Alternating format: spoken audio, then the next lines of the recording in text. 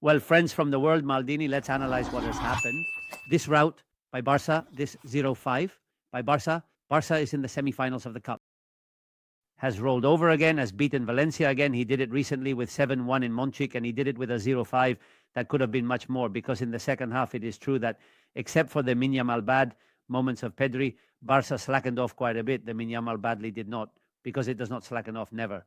A match that leaves Ferran with 3 goals in the first half.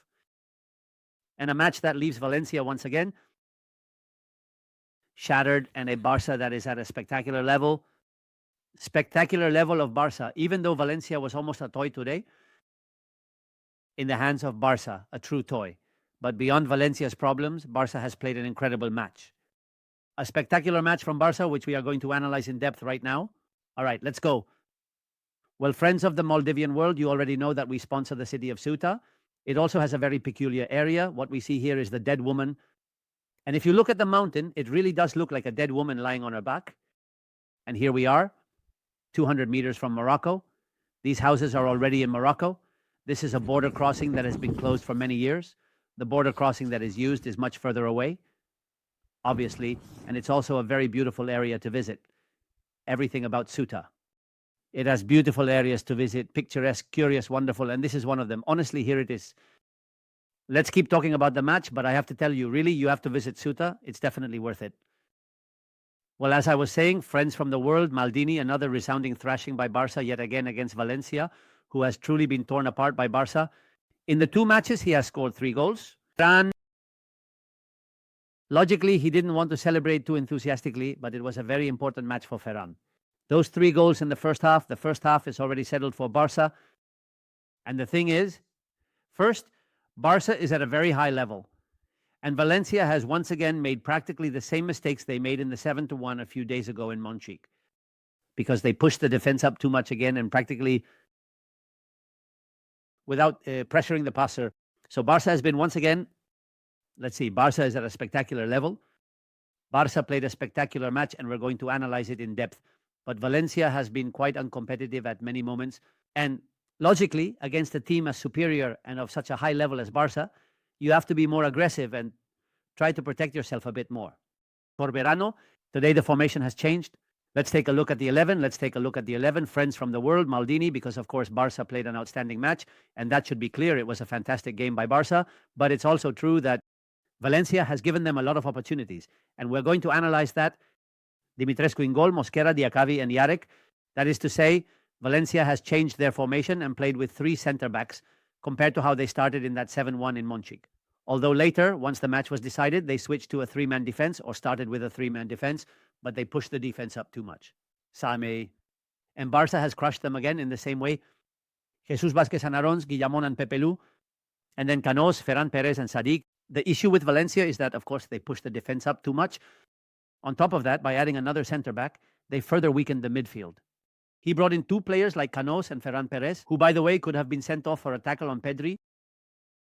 And for Barca, it was, well, very, very easy to dominate the match and very easy to send balls into space behind the defenders.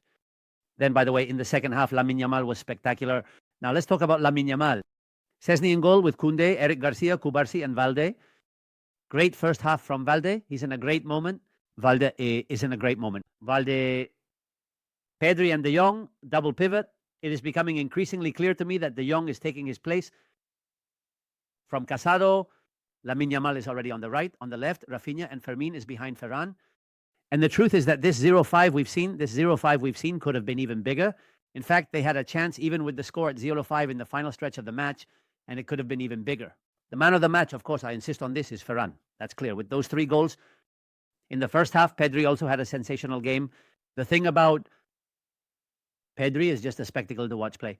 The other day, I mentioned it in the last match I covered for Barca on Movistar. It's amazing to watch Pedri play. I mean, when he lifts his head, he starts to move the team. He has solutions for everything. It's a spectacle. It's practically impossible to defend against a team that has so much talent behind them. I think Valencia could have avoided a scandalous defeat today, probably by being much more defensive. By the way, Ferran and Dani Olmo. This is Ferran's 3rd goal, and he's going to hug Dani Olmo, who played the final stretch of the match. The thing is, Barca played this match with Lamine Yamal, who we saw little of in the first half. The second half was impressive. A great second half from Lamine Yamal. He scored a goal. It's true that it was due to a mistake by Dimitrescu, and it might have hit him just a bit. Diakavi has the ball, but he's made 3 or 4 technical plays that are just crazy, like what Lamine Yamal did. Then I'll talk a little more about him. But I mean, without Dani Olmo, for example, today Casado was on the bench. I mean, Barca's squad is just an absolute spectacle. Here we have Dani Olmo again, who will have to start getting involved. Today we also didn't have Gabi in Barca. And yes, Fermin came in and he had a really good game in the first half. It was also a match for Fermin. I want to sow and sing a bit because he's a player who moves really well into space and they found him perfectly. One of the passes was from Pedri, fantastic for that ball. That leaves Fermin one-on-one, and then he makes the cut and scores with ease. It's a match for Fermin, who is at a spectacular level. Fermin would be a starter in many Champions League teams. I said it yesterday about Ibrahim, and I say the same about Fermin. And in Barca, he starts some matches, but of course, when everyone is back with Dani Olmo and Gabi, it's going to be really hard for him to find a spot. But today was also a fantastic match for Fermin. That Sevilla-Barca match is going to be tremendous. Next Sunday, I'm going to comment on it on Cope. You will have a video, also, of course, with previews, etc., of the Barca match and also the Madrid-Madrileño. But sticking to what this match has been, Barca had good high pressing. Barca, this is Fermin's goal, by the way. Barca doesn't miss out when it comes to pressing. Barca pushes really high up, the pressure, constantly.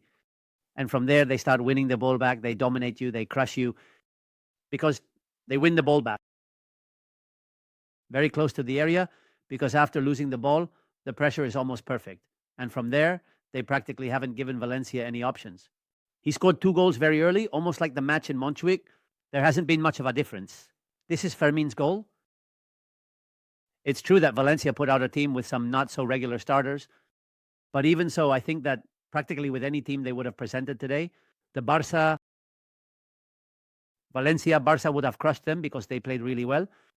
Fantastic first half, some good moments from Cubarsí, and De Jong had a comfortable match, obviously, for Frankie De Jong. Good job from De Jong.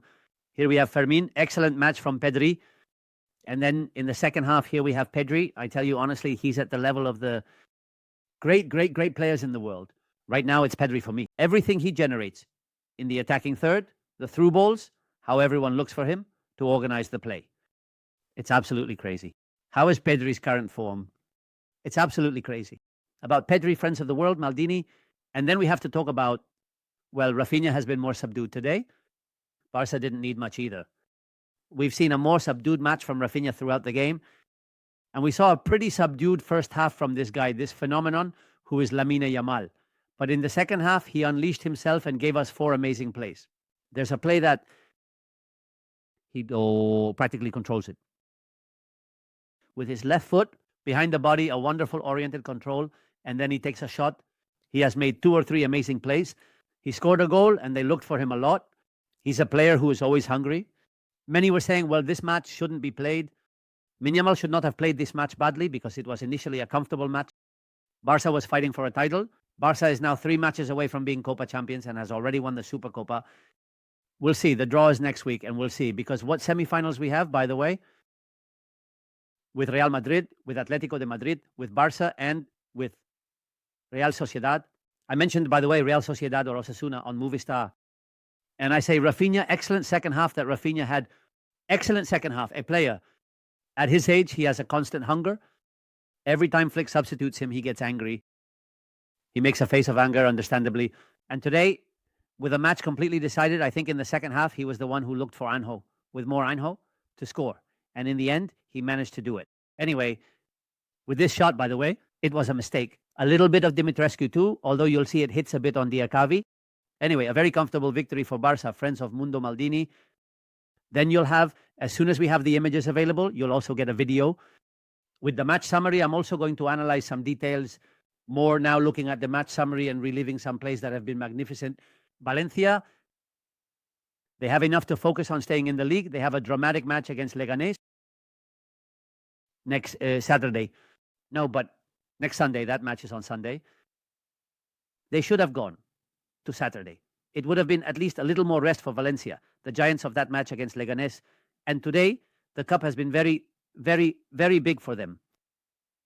The match for Valencia. Valencia fans surely feared it would be another one. 7-1. But despite Storm's attempts and the little one in the second half, it ended up being 0-5. That, given what we've seen, could have been much worse. A hug. Bye.